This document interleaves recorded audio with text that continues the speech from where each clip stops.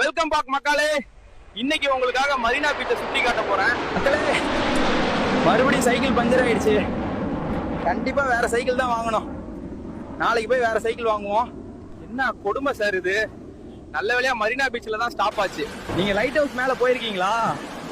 போயிருந்தா கமெண்ட்ஸ்ல சொல்லுங்க. நாம இப்ப போக முடியுதா பார்த்தலாம் மக்களே. 20 rupees வாங்கிட்டாங்க மக்களே லைட் ஹவுஸ் மேல வரதுக்கு. நான் இதுக்குள்ள ஒரு டீயும் பண்ணியும் சாப்பிட்டுருப்பேன்.